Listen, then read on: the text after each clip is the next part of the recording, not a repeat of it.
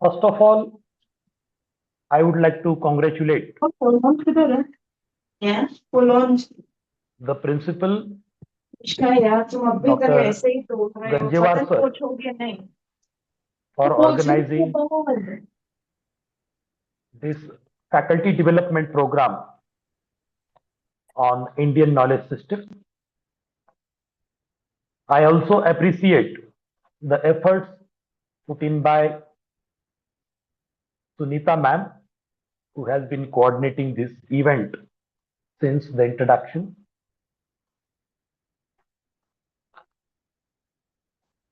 Friends, today the topic that I have taken up for discussion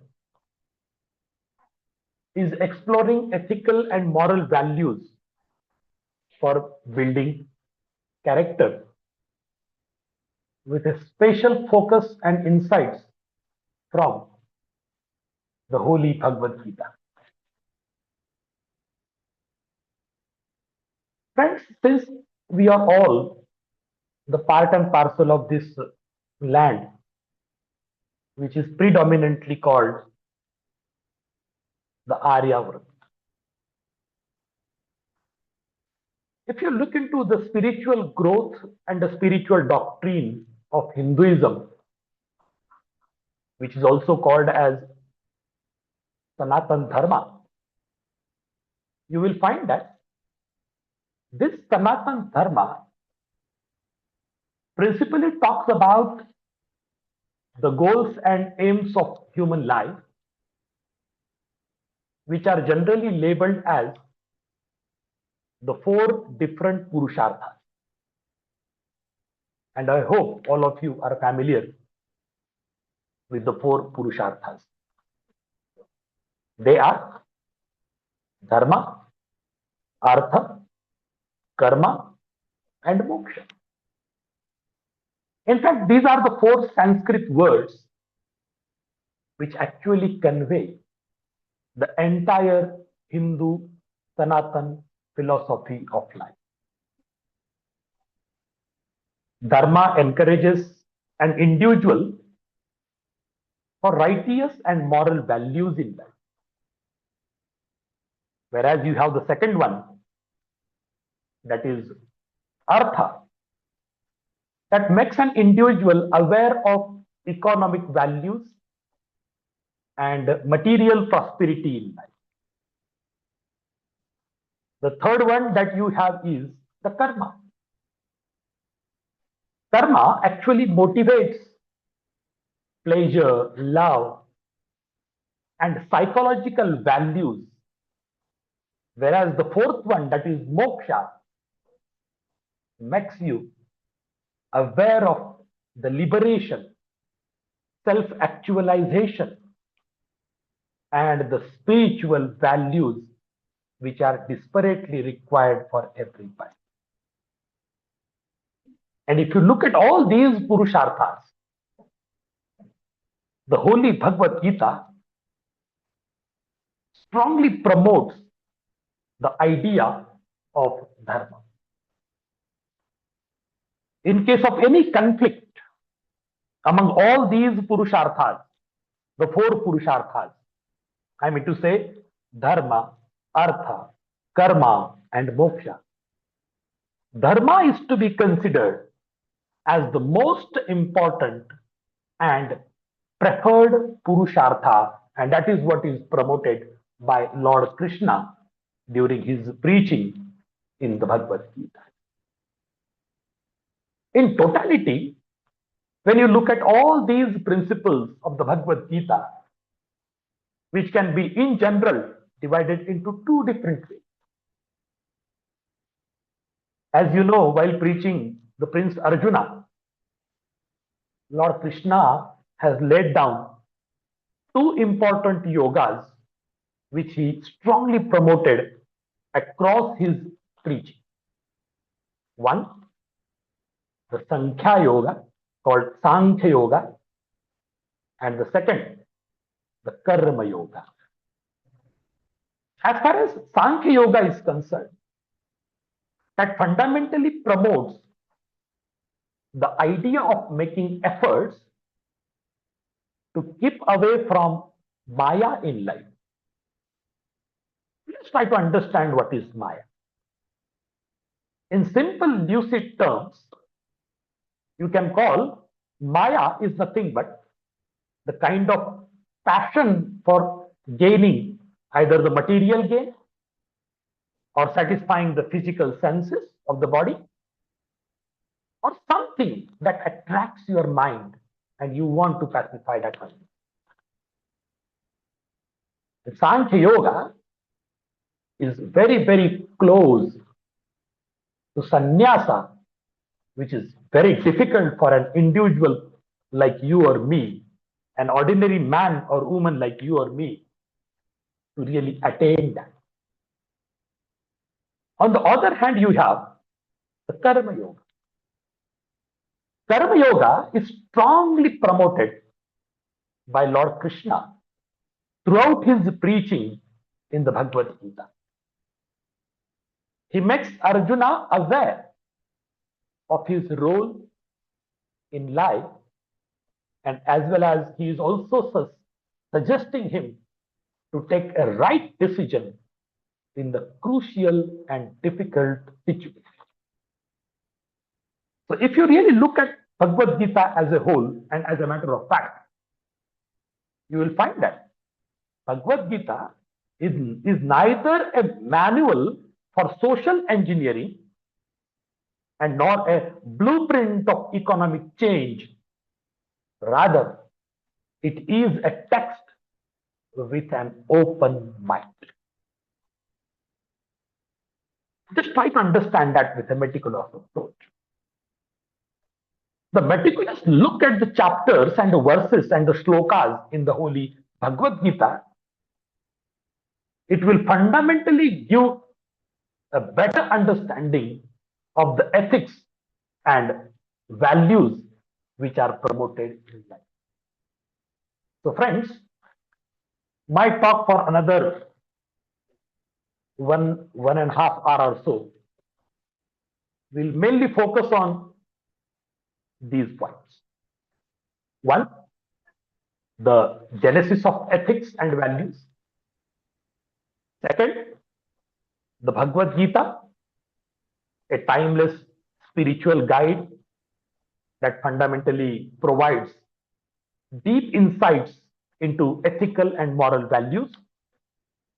And finally, I will try to focus on some sort of emphasis, especially on the development of a character of an individual through righteousness, self-discipline, and dutifulness, which is also termed as or called as dharma in the context of the holy Bhagavad Gita.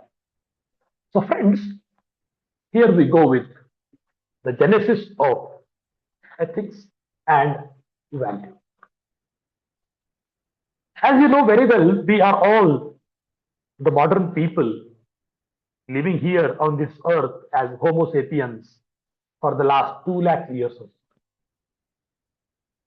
And since the human beings started living in a community or a society, they probably felt a kind of necessity of a code of conduct to survive comfortably in the company of men and women.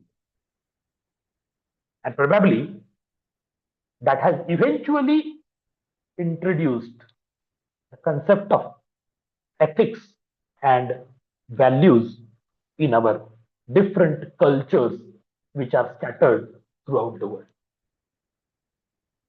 Actually, the origin of ethics and values can be traced back to the genesis of human existence and the formation of human societies long back in the history of human anthropology and human survival as well. But if you look at the complexity of ethics and values, you will realize that irrespective of being complex in nature, all these ethics and values that all the cultures have introduced in the long run of human life, they have become multi-directional and multifaceted. One ethic, see, just try to compare and contrast. You will realize that one ethic or value may have a multiple meaning, multiple interpretations, multiple analysis, and multiple practices which are found across the world. One particular ethic which is good for me in my culture, at the same time, it may not have the similar interpretation and meaning on the other part of the world. And that is evident because all of us, since some of you may be the teachers of English, and we do deal with the cross-cultural communication. And when we provide the cross-cultural communication training, we understand that the ethics, values, mannerism of the people belonging to different cultures in the world, they have different connotative and denotative meanings. So finally, you need to accept one thing, that the ethics and values which actually govern human behavior have a deep influence on the ideals of every individual being the integral part and parcel of a society. And that's all you see here. The genesis of ethics and values have several fundamental factors and which can be studied under certain headings. See, friends, already I told you how these ethics and values have come into existence. And of course, in the long run of human life, we, the people living in different parts of the world, belonging to different cultures of the world, different civilizations of the world, we have contributed it. So, as far as the genesis of ethics and values is concerned, you can simply count that. The total evolution of man, because since we belong to the chimpanzees, gorillas, orangutan, and so on and so on, if you take that human evolution concept into consideration, you will accept that. But in the long run, we have also introduced different communities, different societies, different cultures. And since we, the human beings, are the integral part of all these communities, societies, and cultures, civilizations, of course, all these factors which are related to have created certain influence on the survival of human beings. And of course, as long as we people could come with a conclusion that certain religions are also developed in the world, whether it is the Sanatan Dharma in India, or Aryavrata, I would say, or Christianity there in Europe, or Islam there in Arabian countries, or any other religion in the world which is introduced in different parts of the world, you will realize that we came up, means human generations came up with philosophical implications. And all these philosophical implications start socializing the people, start educating the people.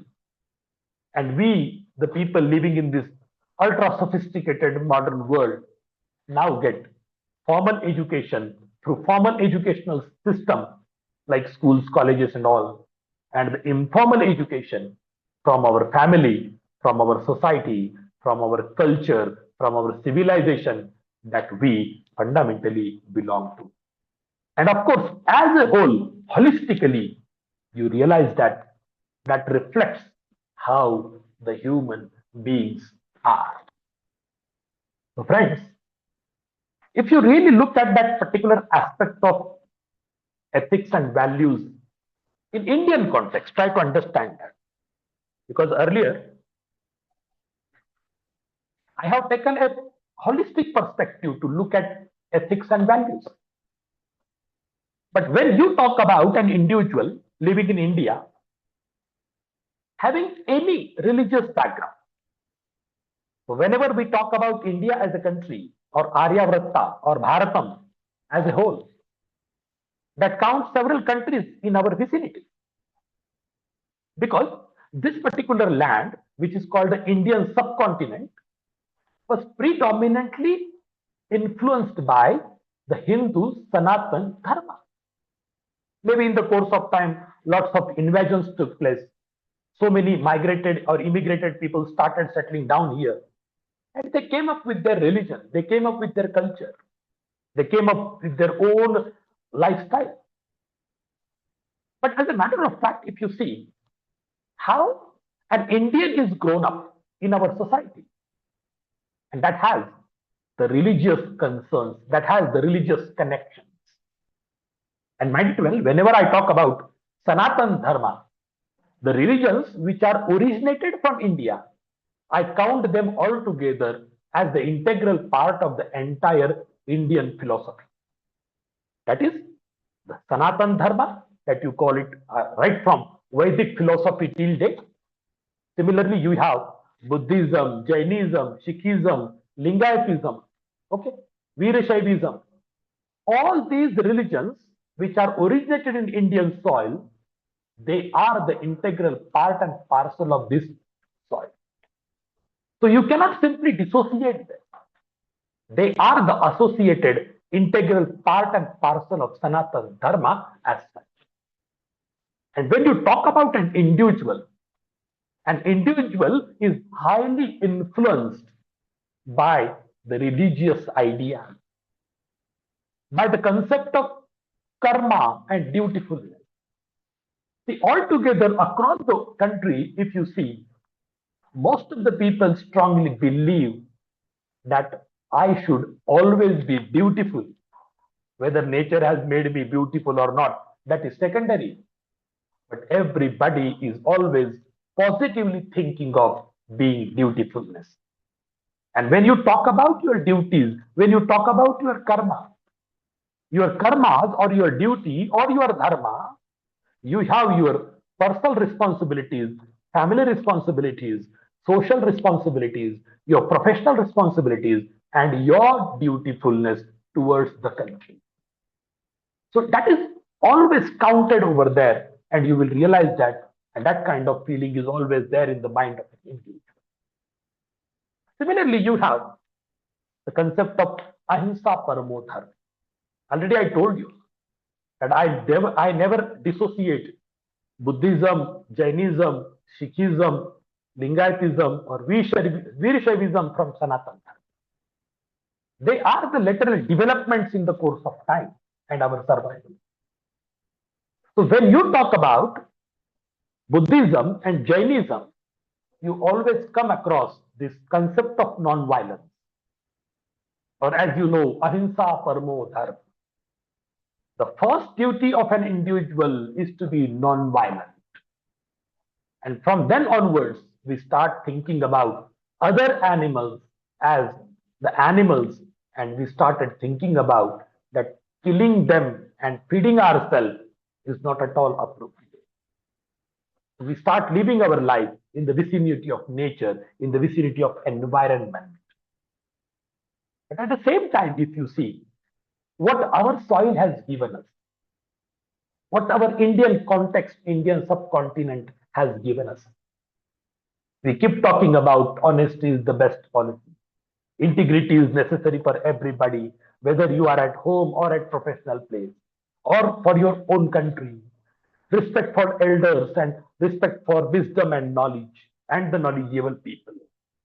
Your family, your community, and as a whole, when you look at your own life, when you look at your religious life, social life, family life, individual, independent life, you have your own spiritual concepts of all that.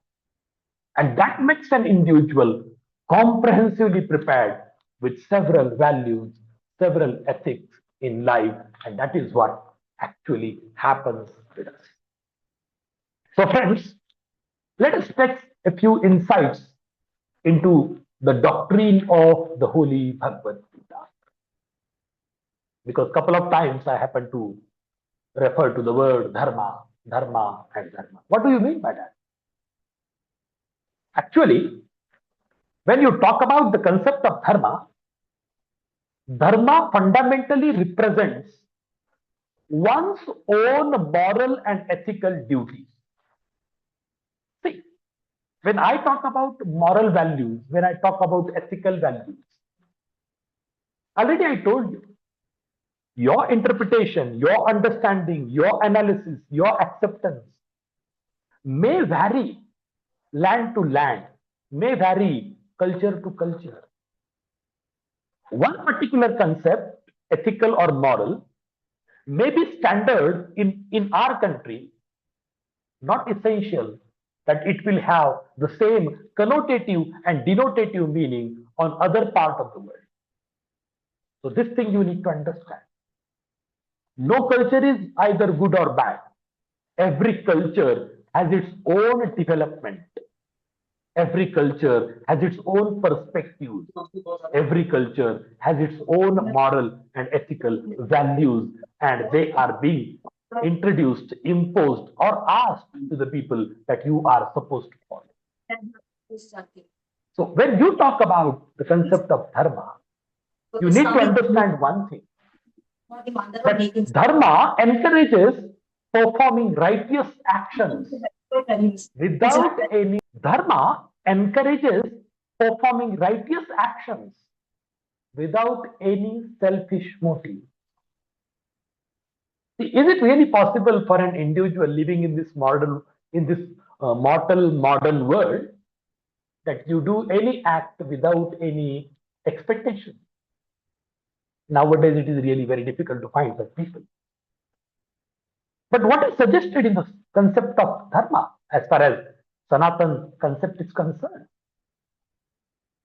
If you refer to the Holy Bhagavad Gita, chapter 3, shloka number 35, you will come across this. It is better to live your own destiny imperfectly than to live an imitation of somebody else's life with perfection. See, here you need to understand, upholding dharma leads to make a balance. Upholding dharma leads to make an order. Upholding dharma creates a kind of harmony in human life and society.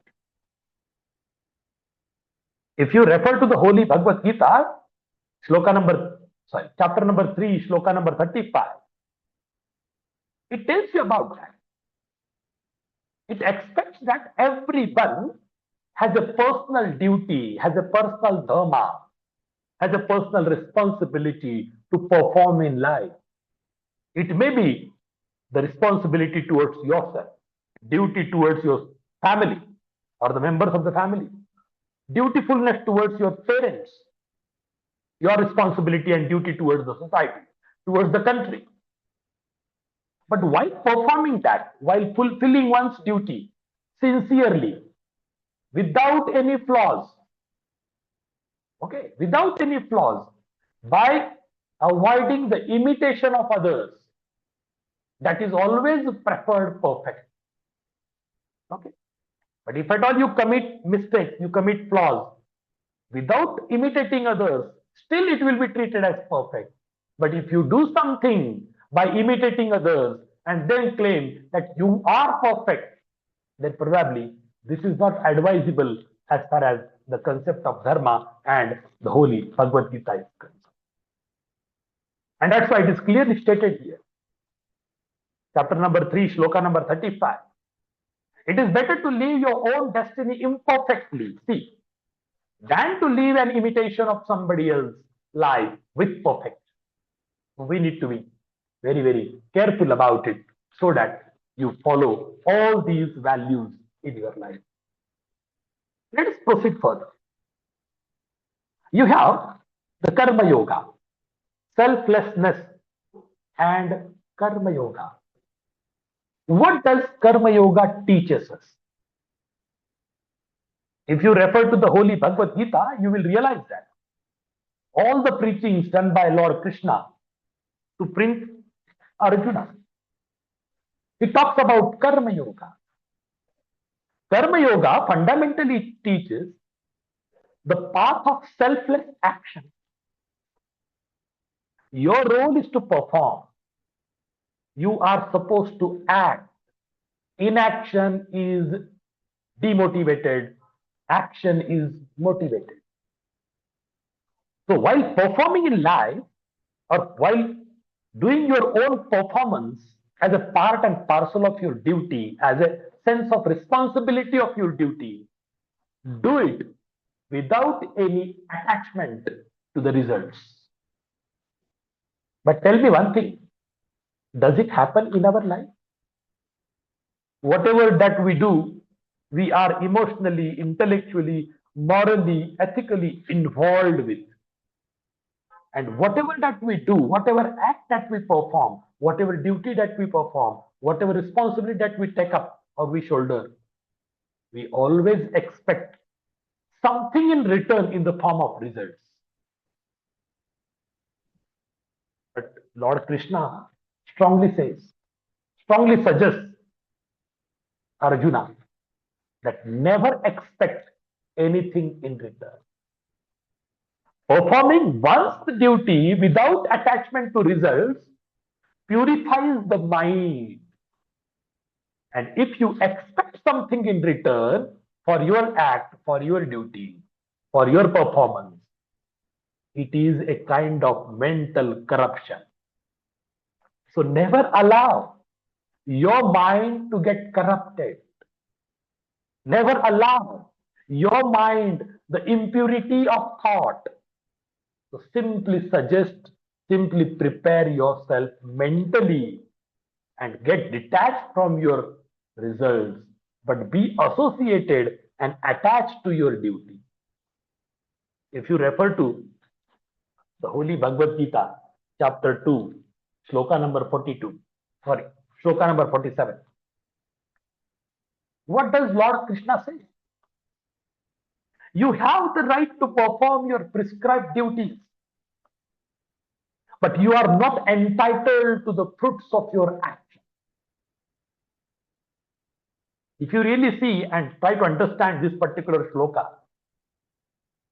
you will realize that the concept of karma yoga, that too with selflessness, fosters your humility, fosters your detachment to work and result, fosters your dedication for a higher purpose in your life. And that too, you don't expect anything in return in the form of results. So when Lord Krishna says, you have the right to perform your prescribed duty. See, you have multiple duties to perform in life. Duty towards yourself, duty towards the members of your family, dutifulness towards the society, towards the community, towards the country. You have multiple duties to perform because you are fully loaded by shouldering several duties upon you. And what are you entitled for? You are entitled for performance, but not the fruits of your action. And that's why Lord Krishna says, act selflessly, focus on righteous effort rather than personal gain. But nowadays, in this 21st century, almost we have completed 2.5 decades. All the women, all the men, and everybody on this mortal world is being selfish only because we want something or the other in return for our act. And here, this particular value, this particular ethic has been suggested by Lord Krishna. Let us proceed further. Gradually, I will take you to the main point. Lord Krishna also talks about ethical decision making. See, decision making is there.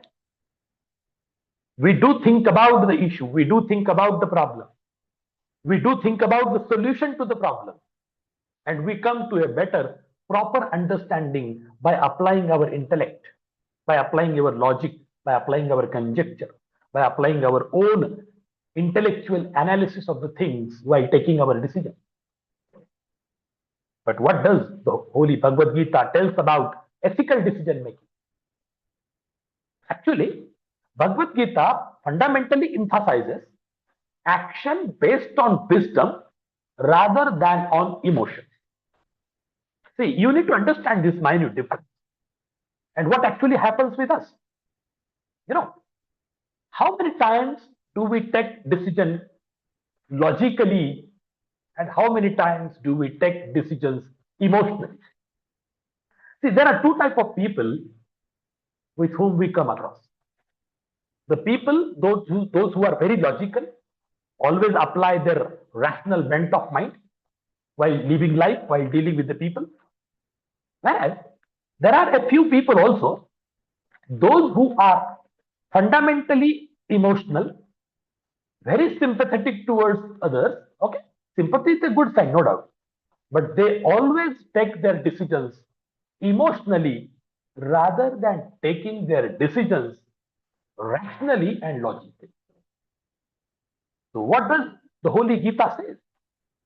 As I said, Bhagavad Gita emphasizes action based on wisdom, means decision based on wisdom, decision based on intellectual understanding, decision or action based on logics and conjecture, rather than taking your decisions based on your emotions, because emotions may be personal, feelings may be personal, and that may hamper your mind to take a right decision.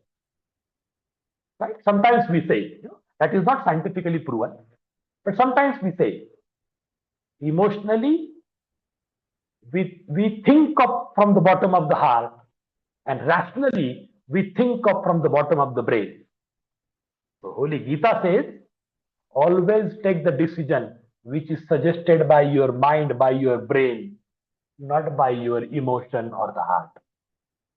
Scientifically or biologically, the functioning of the heart is to pump the blood and required to the organs of our body.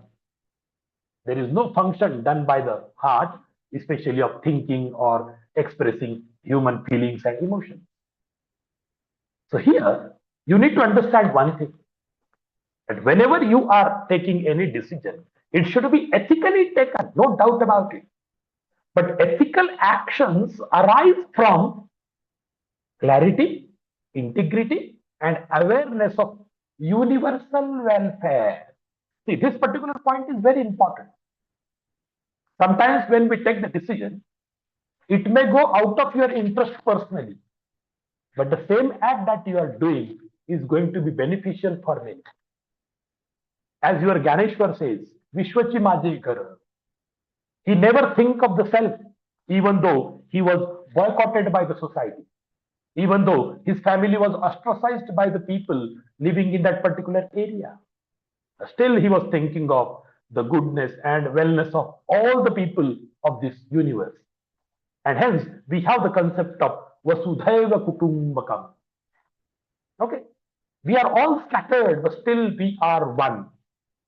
And our willingness should always be positive for the betterment of all the human beings scattered across the world. So here, you may know, or you are already familiar to, that Arjuna is in dilemma, what to do and what not. Just like Hamlet. When Hamlet comes into a moral dilemma, now my uncle Claudius is in direct contact with God by the means of prayer. I have the sword, I have the weapon. Shall I kill my uncle to take my revenge or not? That was the moral dilemma in the mind of Prince Hamlet. And then he says, to be or not to be, that is the question. What do I do? Shall I kill my uncle Claudius to take my revenge? If I kill him now, he is in contact with the God. He will straight away go to heaven. So if I don't, I may miss the opportunity. I may miss the chance. It may be really going out of my interest. But what do I do? If I don't kill him now, because I want to send him to the hell, not at all to the heaven. And that was the dilemma in the mind of Prince Hamlet. Likewise, Arjuna is also found in the dilemmic situation. It's a big moral dilemma in the mind of Arjuna. Arjuna's dilemma reflects the conflict between personal desire and moral duty. See, what sort of dilemma was that? When he could see all my blood relatives, all my gurus, all my people, the people belonging to my blood, the people, those who are akin to me, or as the teachers or the gurus, those who taught me archery, okay, they are right in front of me as the enemy. Do I target them? Okay. But here he is falling into the dilemma that confuses him, and then he comes to the situation of inaction. In the Holy Bhagavad Gita, chapter 4, shloka number 18, it is said by Lord Krishna, the wise see that there is action in the midst of inaction, and inaction in the midst of action. What does it mean? It means true ethical understanding comes from discerning the intention and the righteousness behind the action. So he was trying, Lord Krishna was trying to convince Arjuna. Arjuna, whatever that you are going to do, once you take one decision, ensure that it leads to the welfare of the universe. Don't think that somebody is your pitama. Don't think that somebody is your akim. Don't think that somebody is your brother or cousin. Don't think that somebody is your guru or teacher or something. Don't think on that line. Think of what is good and what is bad, what is righteousness, what is not, what is wise, what is virtuous. Decide yourself. And once you decide, then it will initiate with an action. And hence, Lord Krishna says, the wise see that there is action in the midst of an inaction and action in the midst of the action. So unless you come out of this mental moral dilemma, you will never come into action and you will never do your duties or perform your karma. Let us proceed further. Then you have the role of self-control and discipline. See, I'll keep coming with some of the other quotation from the Holy Bhagavad Gita, and I try to interpret how the character building is being done with the help of Bhagavad Gita and the preachings of Lord Krishna. Self-control and self-discipline is the most important thing in our life. It's very difficult to control our senses, very difficult to control our desires. But mind it well, once you control your senses, once you control your desires, that fundamentally strengthens you to develop your moral character. Because discipline is such an activity that begins from an individual. And that's why it is called self-discipline. Discipline fundamentally enables focus, it enables some inner peace, it encourages and enables your spiritual growth. So simply you can say discipline, which is called sanyama. What do you mean by self-discipline? You mean to say in Sanskrit word sanyam, controlling the self. Okay. You may have so many desires in mind. You may be highly impressed or influenced by physical senses. But the thing is, how do you control your senses? How do you control your desires? How do you control your passion? How do you control your will? Once you do that, you realize the inner peace. Internally, psychologically, you come to a standstill. You come to a situation where you experience tranquility in life, tranquility in mind. And then you realize the spiritual growth. The Holy Bhagavad Gita advocates moderation and mindfulness in all types of action. Mindfulness, all types of action. In chapter 6, sloka number 6, Lord Krishna says, for one who has conquered the mind, see, please make a note of it. One who has conquered the mind is the best of friends. But for the one who has failed to conquer the mind will remain the greatest enemy. See how effectively Lord Krishna talks about it. So here, when you say controlling the self or maintaining the self-discipline, it means conquering your mind. And once you conquer your mind will prove to be the best of your friends. But unfortunately, if you fail to conquer your mind will remain to be the greatest enemy of yourself. So most importantly, self-control and self-discipline are vital moral strengths and ethical living for everybody in this modern world. Friends, let us move further. You have the another yoga. I talked about Dharma yoga. I talked about Karma yoga. Now I would like to talk about Dhyana yoga.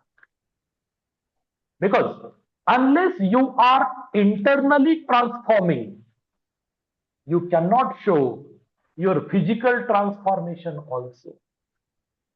Actually, I am not talking about metamorphosis. Metamorphosis is a different concept.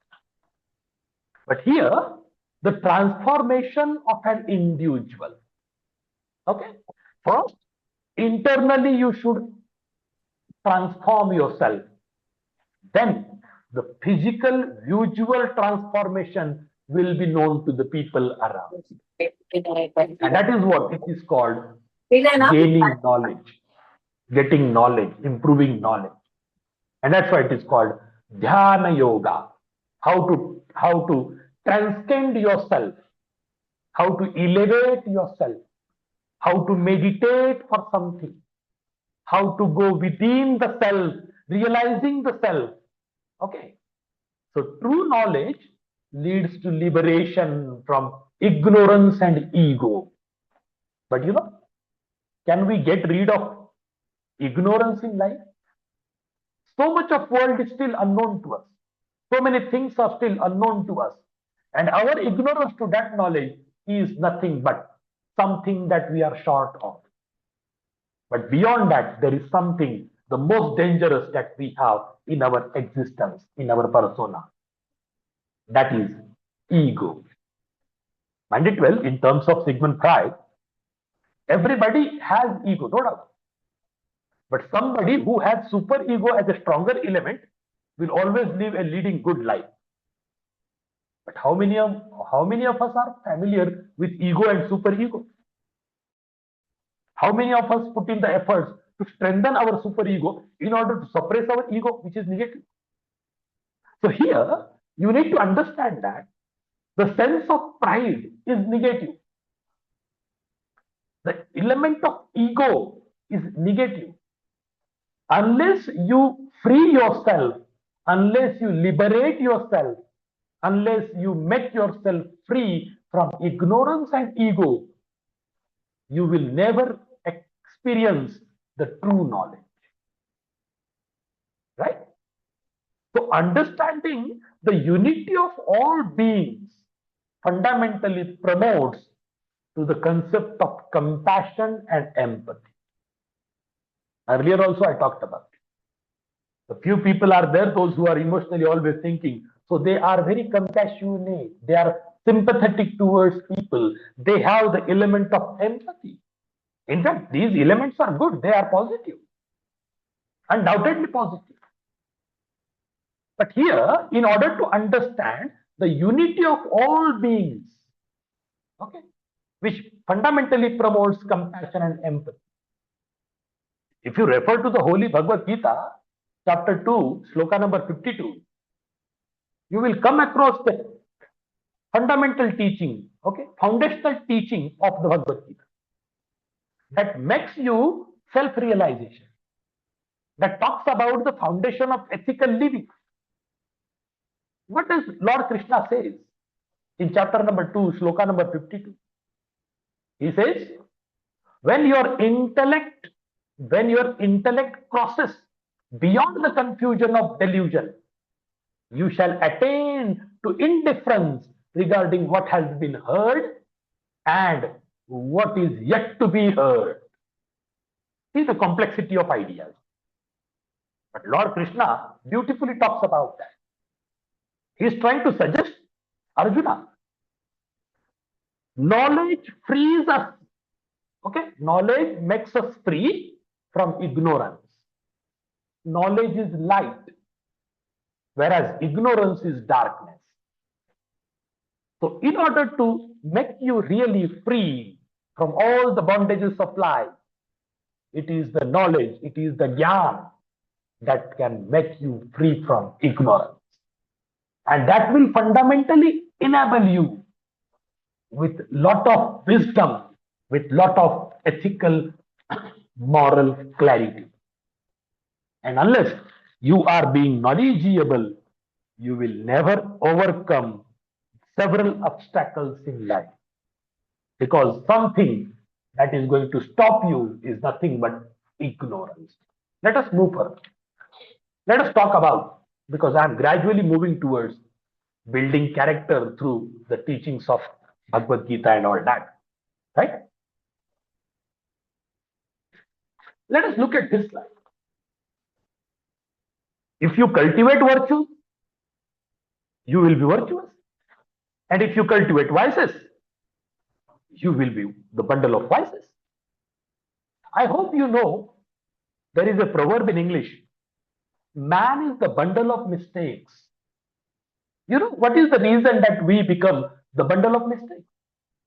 The thing is, we always find out negatives among the people around us. Naturally, what happens? You pick up one negative from me, one negative from X, Y, Z. So you become a kind of place where the collection of negatives is there, and that's why you call it the man is the bundle of mistakes. But mind it well, my friends, if you pick up the virtues from others, one virtuous thing from my personality, one virtuous thing from Ganjewar sir's personality, one virtuous thing from Sunita Tidke madam's personality, one virtuous thing from Prashant sir's personality, what will happen? You will have a collection of virtues. So instead of calling man is the bundle of mistakes, we will call man is the bundle of virtues. That is how you can intellectually perceive the world, and you will be like that. So here it is suggested, cultivate virtues like honesty. Okay, cultivate virtues like courage. Cultivate virtues like humility. Cultivate virtues like modesty. So once you start acting with integrity and a lot of sense of responsibility, mind it well, you will be a balanced person. Okay, you are neither a pessimist, you are neither only a positivist, but you are a balanced personality. Balanced material pursuit with spiritual values will make your personality a whole, a complete one. Okay, but it's very difficult to attain that completeness. It's very difficult to attain that perfection. But mind it well, no one in the world is perfect except the nature. Only the nature is perfect by all means, because it has two aspects. One, the destructive, other, the creative. And that's why you call it, nature has benevolent aspect and malevolent aspect. Because in destruction, it can create, and in creation, it can destroy. That's why nature is, by all means, the perfect entity in the world. What does Lord Krishna says in chapter number 9, shloka number 27? Whatever you do, whatever you eat, whatever you offer in sacrifice, whatever you give away, and whatever austerity you perform, do that as an offering to me. Okay? Do that as an offering to me. What does it mean? It means that you have to dedicate all your actions, good or bad, all your offerings, all these things that you do, everything that you eat, everything that you offer in the form of sacrifice, everything. Just assume that you are dedicating all your actions to a higher purpose, and this builds purity and integrity of character by dedicating everything to it. Because you are just a means. I am the creator, I am the destroyer. Okay? You are just a means, something which is being done by your auspicious hands. You are just a means. You are a medium. Through you, something is being happened. But who is the creator? I am the creator. Who is the destroyer? I am the destroyer. You are just a means. So this way, Lord Krishna is trying to convince Prince Arjuna in order to show his humility, courage, honesty. But moreover, he is trying to create a sense of responsibility in his mind so that he should take the positive action in order to defeat all the Kauravas, because that was the demand of time for the betterment of human generations of that time. And this is how Lord Krishna is trying to convince your Prince Arjuna. Look at this perspective now as a whole, because I have been talking about developing all these values, like exploring ethical and moral values for building character, with special reference to the insights from the Bhagavad Gita. What do you really learn from the Bhagavad Gita? I might have quoted several, chapters, several shlokas from the Holy Bhagavad Gita. But fundamentally, when you talk about it, Gita talks about self-awareness. Gita talks about dutifulness. Gita talks about sense of responsibility. Gita talks about non-attachment to results. Gita talks about discernment and wise decision making. It talks about resilience and perseverance. It talks about your spiritual growth and the elevation of your life. It talks about compassion and selflessness. It talks about devotion and spirituality. My dear 12 friends, whenever you talk about self-awareness is the core of universal doctrine of Bhagavad Gita. In modern terms, we go for SWOT analysis, SWOT. These SWOT analysis means strengths, weaknesses, opportunities, and threats. You try to analyze an individual based on this.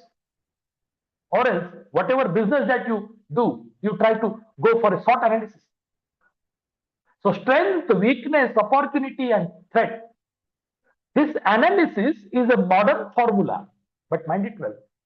The Bhagavad Gita encourages us for overall development. Means it should be a multi-directional, multi-dimensional, versatile kind of development. Developing your self-awareness can actually enable one of us to make our right choice, to make our right decision, even in the difficult situations when you find yourself in the clutches of the situations, when you find yourself in the moral dilemma. Find it well. Gita makes us aware of our inner strength, our weaknesses, and the potential that we have. So, gaining a deeper comprehension of the self, one can definitely improve his or her own character. Okay, let us move further to point number 2 here. What is that all about? That talks about duty and responsibility. Whenever you talk about the Gita, the Holy Bhagavad Gita, that teaches us the concept of dharma, as I happen to refer for several times. It refers to one's duty or righteous path in life. It emphasizes the importance of fulfilling our responsibilities, our duties, dedication and integrity in life by embracing our roles and obligations. We build a strong character based on accountability and reliability. Even in the professional life, you see, every administrator looks for a reliable person. Every administrator looks for an accountable person, because accountability, reliability, sense of responsibility, commitment, dedication, they are the demands of time.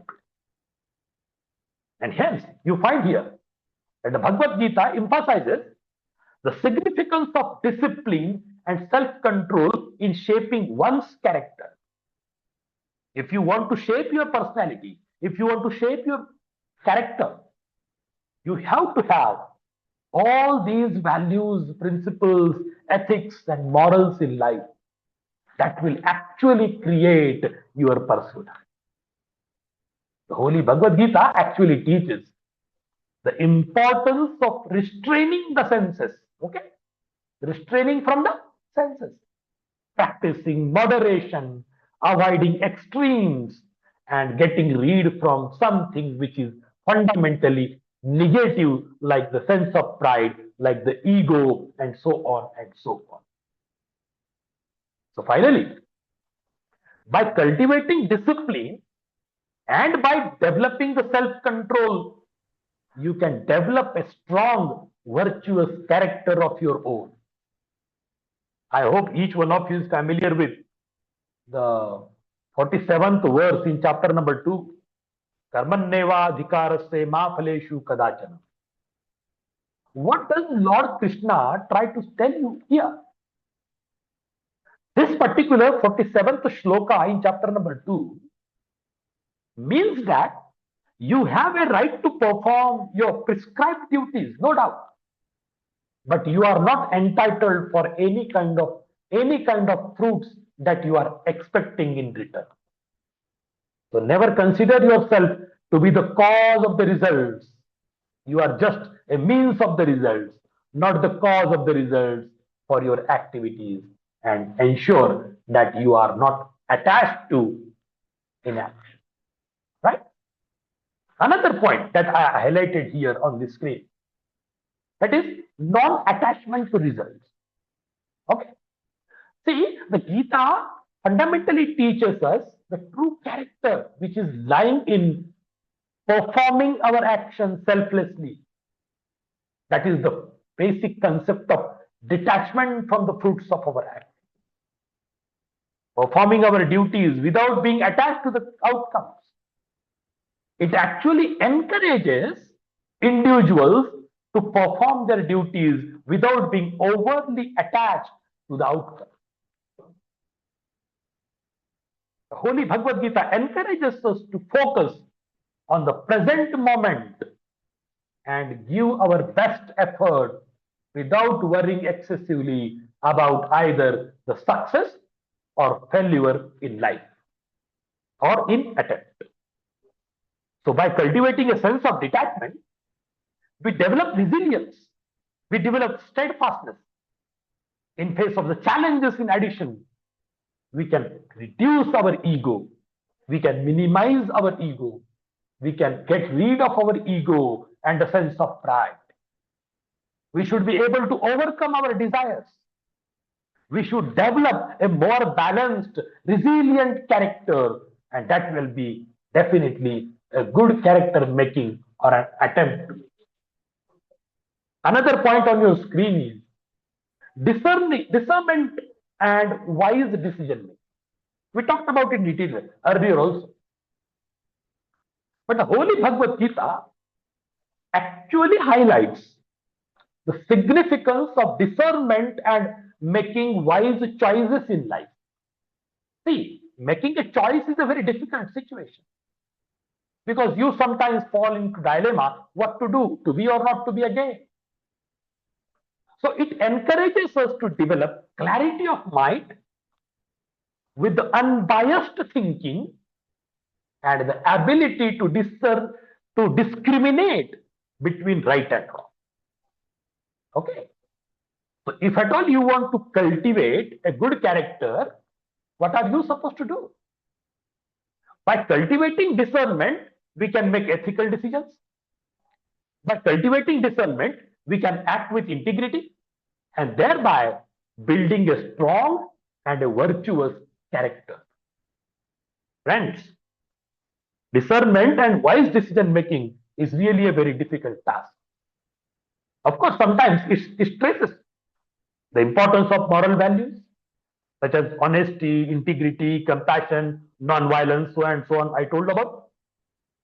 But never forget that it teaches that living a life which is fundamentally guided by values and the values which lead to a righteous and a virtuous character. So here, the minimum expectation from an individual is nothing but to create a good character, to create a good personality. Okay. So when you talk about resilience and perseverance, what are these values? Bhagavad Gita actually acknowledges the challenges and adversities in human life. Okay. You cannot expect a life with only smoothness and comfort. You always come across so many difficulties, so many challenges, so on and so on. So it emphasizes the importance of resilience and perseverance in order to overcome the obstacles in life. Don't run away from your responsibilities. Don't run away from your duties. Ensure that you stand on your own there itself like a pole star and defend yourself in case of the adversities of life. So it emphasizes the need of self-control. It emphasizes the need of the mastery over the mind and senses. Unless you control yourself, mind it well, you will not be in a commanding position. So the Bhagavad Gita teaches us that an undisciplined mind can lead to destructive behavior. Mind it well. If somebody is undisciplined, it can lead to this destructive behavior. But if at all you are a controlled and a balanced mind, that will definitely enable us to act with restraint, act with focus, act with lot of inner strength, and finally your productivity will be more. Your action oriented task will be successful, and it will definitely develop a very good character out of you. Then the next point that you need to remember is compassion and selflessness. I will also talk about spiritual growth, but little later. So the Bhagavad Gita teaches the importance of compassion and selflessness. What is compassion? What is selflessness? See, Bhagavad Gita emphasizes that the true character is demonstrated through the acts of kindness, through the acts of empathy, and the service to man. It means service to others. I hope you are familiar with the proverb in English, service to man is service to God. And I hope you are also familiar with the concept of humanism as introduced by Rabindranath Tagore.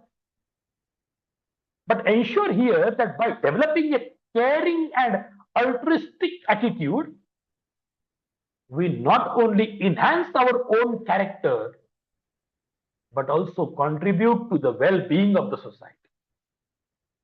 So your independent betterment should equally be the betterment of the society. But sometimes you may not be in a better position, but if due to your act, society is coming into a better position, prefer to do that. That is your karma, that is your dharma. And here, Bhagavad Gita, which is known for karma yoga, it talks about your selfless service to the man and mankind. It actually encourages every individual to perform your duties with a sense of selflessness and without seeking any personal gain, without expecting anything for yourself. So, by cultivating a spirit of service, mind it well, you can develop a compassionate and a generous character as a whole. Once you come to that level, what happens? You attain spiritual growth. What is a spiritual growth? Once you realize yourself, you attain spiritual growth. Because whatever that you do is not for the self, but for others. And that itself is something like transcending your personality, transcending your life, transcending your character, transcending yourself from everything to nothing. Because your being itself is being for the betterment and goodness of others. So here, Bhagavad Gita guides us on the path of spiritual growth and on the path of self-realization. It teaches that true character development goes hand in hand with spiritual evolution. Only you are making your personality dynamic, but you don't have the spiritual touch, or your vanity with spirituality is not a comprehensive development.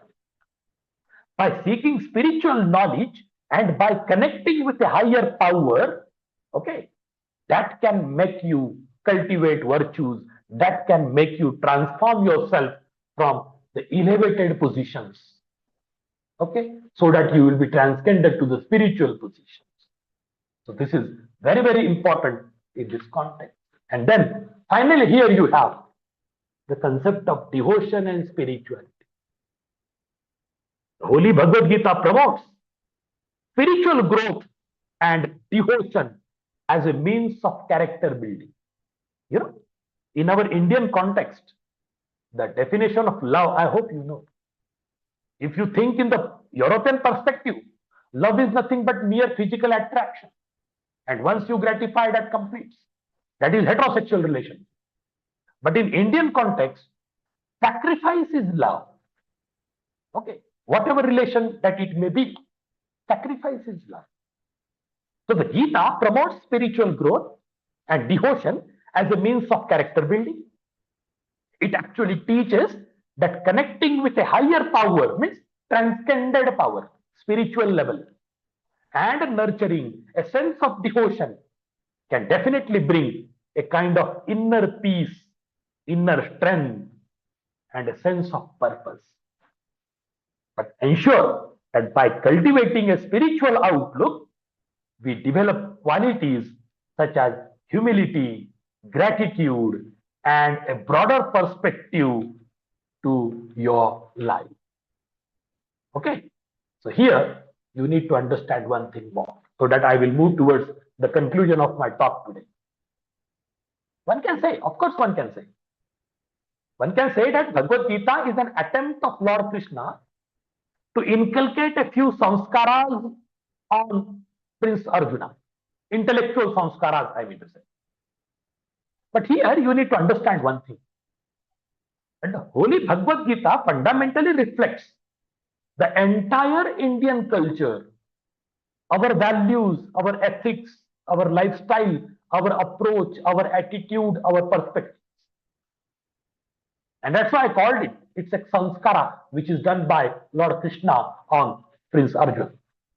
But let us try to understand, what do you mean by sanskara? In Sanskrit language, I mean to say, we have a word, Sanskriti. What do you call it in English?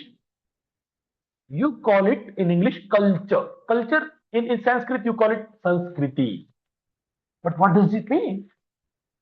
When I look at that term, Sanskriti, I define in my own ways.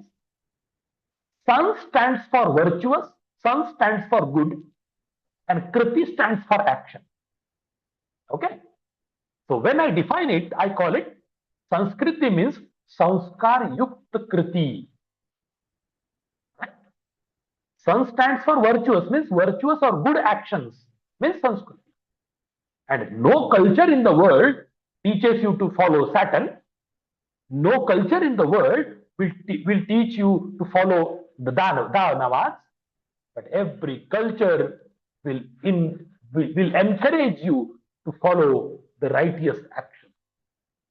So finally, Sanskriti means Sanskar Yukta Krati, that reflects in an individual performing according to the sanskaras inculcated upon him or her.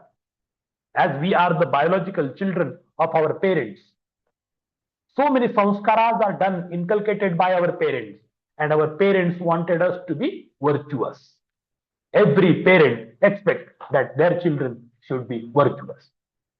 So here, time and again, whether it is the expectation of the parents, society, religion, country, civilization, culture, whatsoever, samskaras are inculcating, several aspects of our being into one's personality.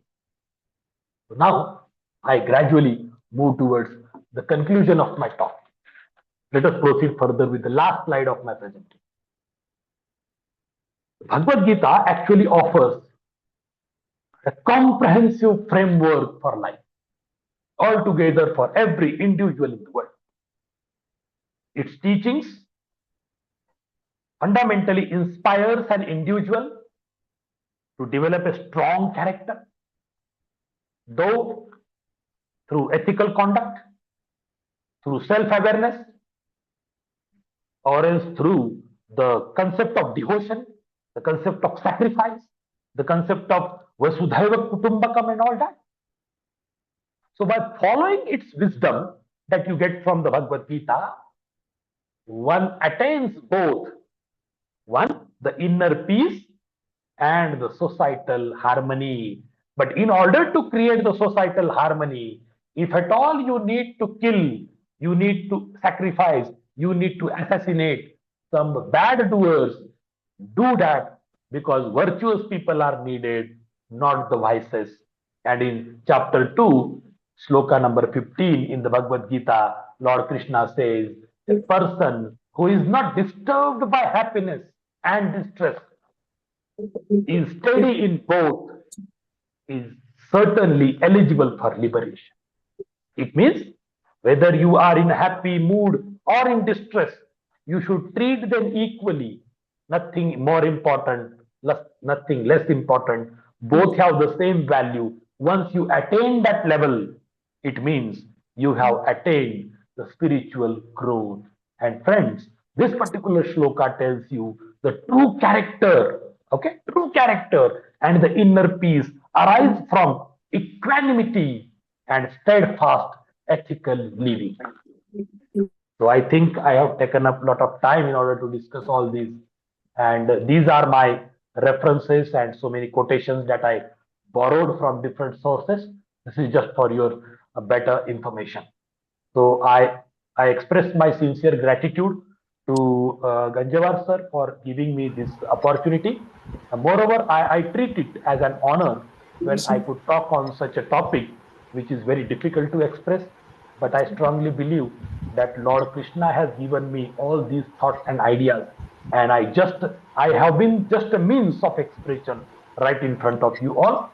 So with this sense of gratitude, I come to an end, and thank you very much. Over to you, ma'am. Sir, your talk beautifully connected timeless wisdom from the Bhagavad Gita with the modern need for ethical living, self-discipline, and character building. The way you explained dharma, karma, yoga, and selfless action truly reminded us that ethical strength lies in self-awareness, sincerity, and devotion to duty. Thank you so much, sir. Pleasure is mine.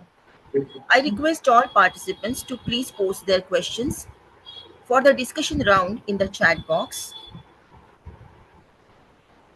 Really, it was really nice. I just wanted to tell that making the student understand about this is really difficult, I think. Right to say. Because really we understand, but now the Gen Zs are there who really don't understand all this thing. But the way you explained, really, sir, really from my heart only, I'm telling you, really very nice. Thank you very much. Sir, I have one question. Yeah, please. I am audible, sir? Yes, you are very much audible. Please introduce yourself. Sir, yes, myself, Dr. Rajesh Bombay. I am teaching IKS in our college. Oh, that's Sir, great. my question is, what activity we can give to student in order to inculcate spirituality or character in them for the student Oh. in class activity? Which activity we can? Because theory is something, but practically, how we can give message to new generation? That is my question, It's sir. it's a very good question, sir. But I would like to tell you what is lacking nowadays. If you could really monitor in this Gen Z world, or the students are always hang up with the mobiles and they love to be there in the social media, and they are gradually getting dissociated with our values. Okay, they are gradually getting dissociated with our culture. The Mm. first job that we people have by the means of Indian knowledge system, we should be able to bring them to the track that this is our history. Okay, this is not just a kind of story for them to tell about something, but they should accept it that it is a history. And there is a difference between mythology and history. Okay, when you call it history, history demands proofs related to the past, and we have the proofs related to the past. So unless they take it as a positive note and it's really something very practical and scientifically acceptable, they don't develop a kind of vote of trust for this. That is one thing.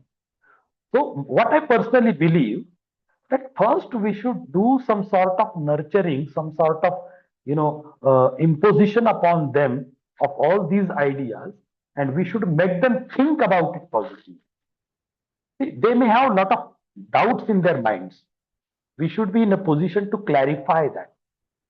So instead, we take them to theory only.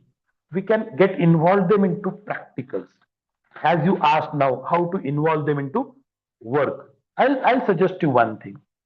Simply you can tell them, okay, simply you can tell them that when the world do not know about zero, how Indians have done it. When the world did not know about geometry, how Indian structures are created before 2000 years, and just arrange a visit to any ancient temple that of 1000 years old or 2000 year old. If it is difficult to go there, ask them to search on net, because they love to search on the internet. Ask them to search and check how systematically, how methodically, how scientifically all these structures are created. So make them feel that yes, scientifically it is done. Okay. Just check out with Meenakshi temple, check out with Surya temple, Konark, check out with Ramappa temple in Telangana. Okay. You will realize, or else you can even talk about Kailash temple at Sambhajinagar, Ajanta, Ellora caves. Is it possible that you start constructing from the top and leading to the bottom? But that is the only marvel in the world. So likewise, you can involve them into activities. I'm just giving one example of this kind, but you can do for several aspects there.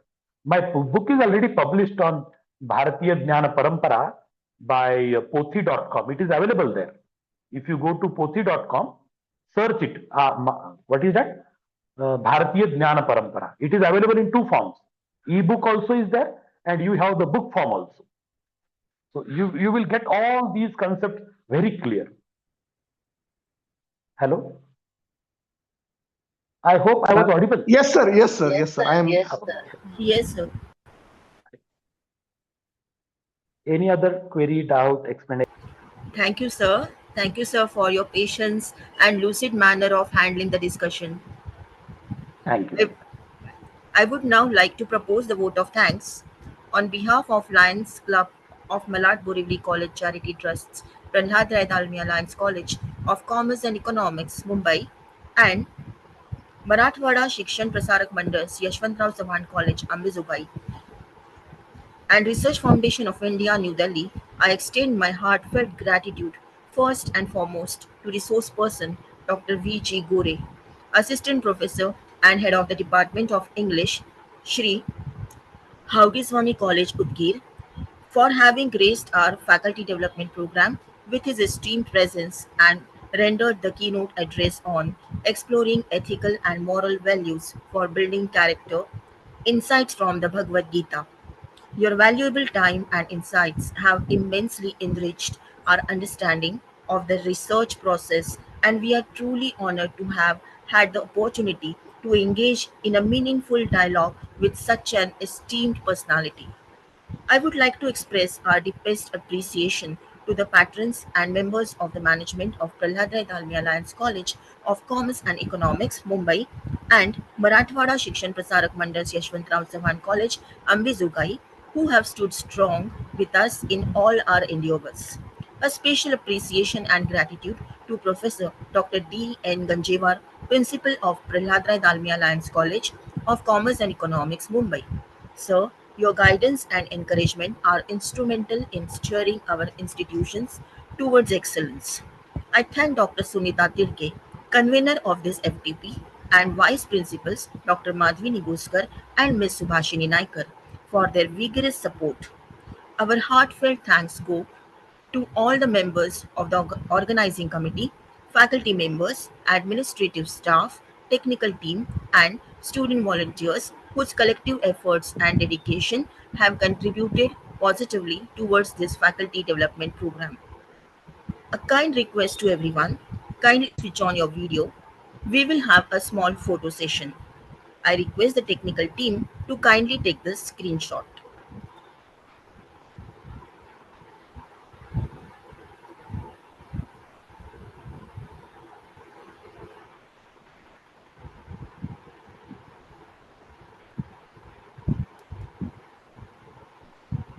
Thank you.